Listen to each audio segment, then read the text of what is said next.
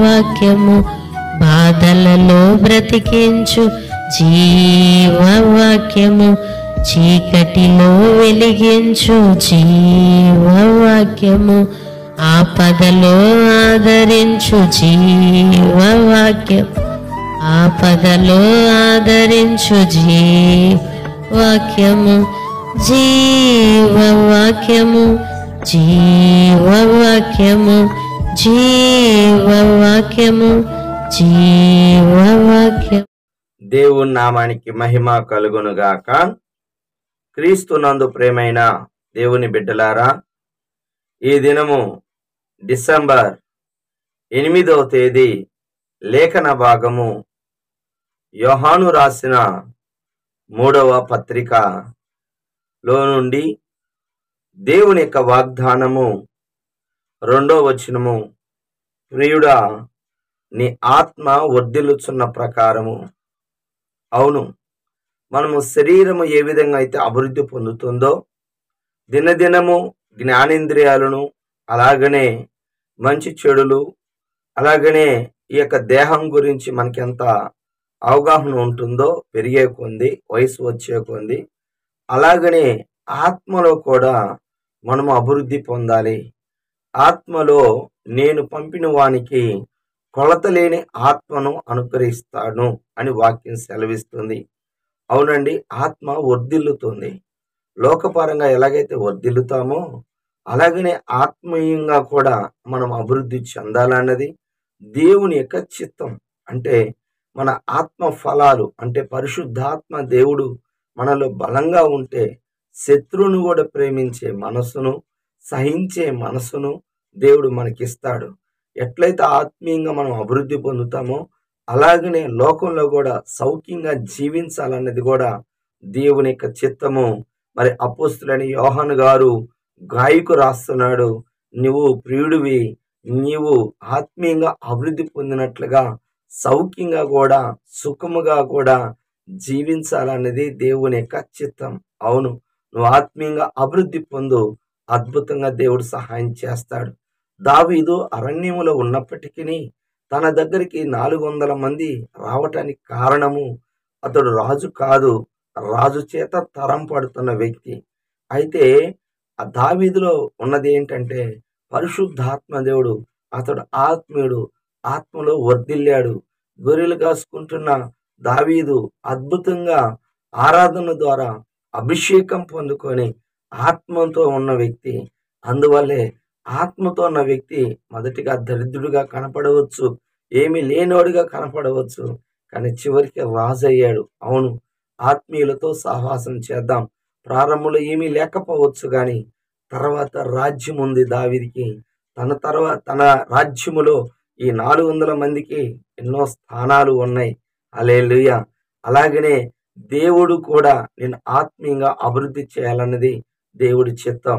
ఒప్పుకోవలసిన పాపాన్ని మనం చూసినట్లయితే మరి 10వ వచనము, మరి చెడ్డ మాటలు పలుకుచున్నాడు. ఎవరయ్యా అంటే సంఘములో ఒక ఇద్దరు ఉన్నారండి. ఈ యొక్క యోహాను గారు సంఘములో దియోత్రెఫే అనే ఒక వ్యక్తి మరి ప్రధానత్వం కోరుకుంటున్నాడు, చెడ్డ మాటలు మాట్లాడుతున్నాడు. సంఘానికి ఎవరైనా వచ్చి వాక్యం చెప్పి మంచిగా మరి దీవించబడాలని వాక్యం చెప్పడానికి వచ్చిన సహోదరుని ఆటంకపరుస్తూ చేర్చుకునేవాడిని కూడా చేర్చుకోకుండా మరి చెడ్డ మాటలు పలుకుతున్నాడు.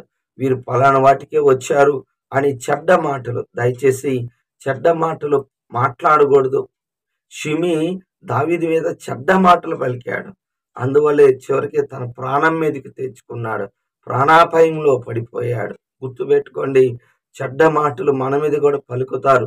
మత్తయి సువార్త 5:11లో మరి నా నామం నిమిత్తం మిమ్ములు చెడ్డ మాటలు పలికే వాళ్ళు కూడా ఉన్నారు. మీ మీద అబద్ధములు మాట్లాడుతూ చెడ్డ మాటలు కూడా పలుకుతూ ఉంటారు. కానీ మరి వాటి గురించి మనము చెడ్డ మాటలు పలకకూడదని, మనము ఒకవేళ మనల్ని అన్నా కానీ మనల్ని దేవుడు దీవిస్తాడు. ఇలాంటి వారు ఉండకూడదు. చెడ్డ మాటలు. ఈ దియోత్రెఫే ప్రధానత్వం సంఘంలో ఆతిథ్యం అంటే పోతే ఆతిథ్యం ఈడంట, కానీ అధికారి కావాలంటాడు. కానీ అలాగూడదు. నువ్వు సంఘంలో ఎలా ఉంటున్నావు, మరి తను తాను తగ్గించుకున్నవాడు హెచ్చించబడినట్లుగా నీవు చేయాల్సినది ఏమిటి అంటే సంఘానికి మేలు చేయాలి. సంఘానికి మేలు చేయాలి. గుర్తుపెట్టుకోండి.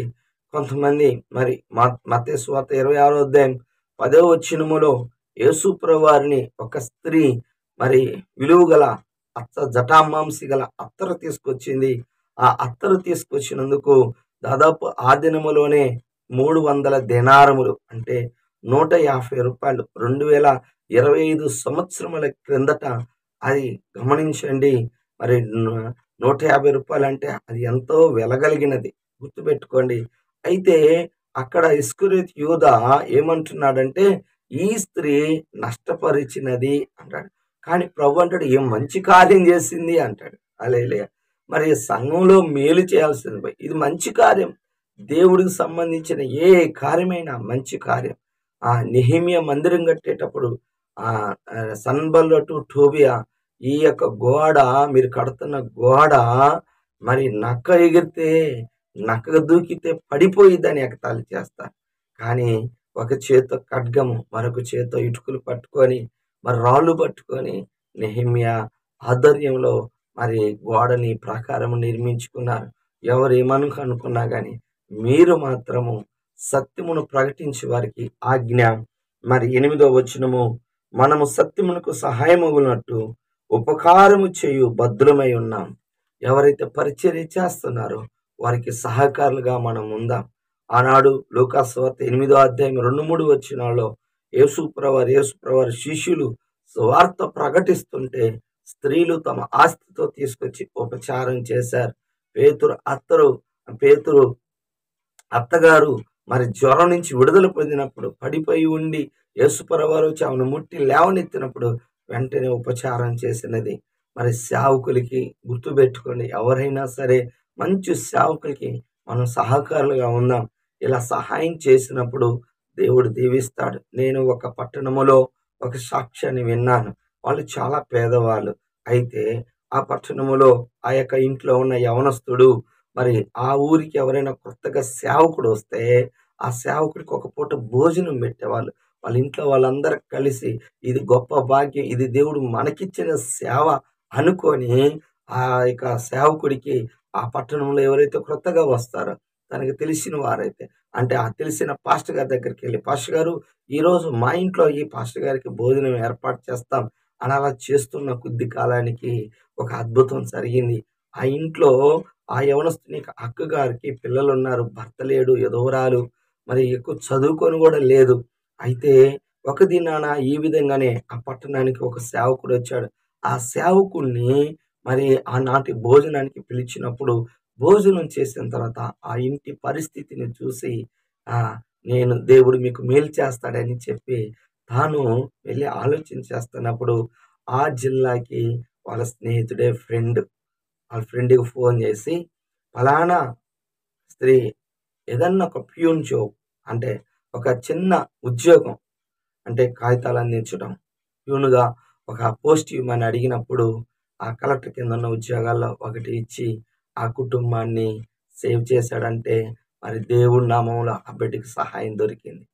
కావున ప్రియ సహోదరుడా సహోదరి, మనం ఎప్పుడైనా దేవుని బిడ్డలకి సహాయం చేస్తే అది బైబిల్లో రాయబడింది. గిన్నెడు నీళ్ళు ఇచ్చినా కానీ ఆయన నామములో ప్రవక్తను చేర్చుకుంటే ప్రవక్త ఫలమును, నీతిమంతుని చేర్చుకుంటే నీతిమంతుని యొక్క ఫలము పొందుకుంటారని చెప్పినట్లుగా ఆ బిడ్డ దీవించబడ్డది, ఆశీర్వదించబడింది. అలాగా మనము కూడా ఆతిథ్యం చేద్దాం. ఆతిథ్యం చేసి దేవుని యొక్క ఆశీర్వాదం పొందుదాం. దేవుడి మాటలు దీవించును గాక. ఆమేన్. కళ్ళు మూసుకుందాం. ప్రభువా నీకు వందనాలు. ఈ దినం నీ కృపలో నీ దయలో నాయన మమ్మల్ని ఆత్మీయంగా అభివృద్ధి చేయండి, దైవికంగా దీవించండి. చెడ్డ మాటలు పలకకుండా ప్రభువా ఉపకారం చేసేవాళ్ళం కానీ సేవకు సహకారులుగా అయ్యా ఉండునట్లుగా కృప చూపించి బలపరచమని, అయ్యా వింటున్న బిడ్డల్ని దీవించి ఆశీర్వదించమని యేసు నామములో ప్రార్థిస్తున్నాను తండ్రి. ఆమేన్. తండ్రి యొక్క ప్రేమ, కుమారుని యొక్క కృప, పరిశుద్ధాత్మిక అన్యోన్య సహవాసం సదాకాలం మనందరికీ తోడుగా ఉండును గాక. ఆమేన్. హల్లెలూయా. దేవుడు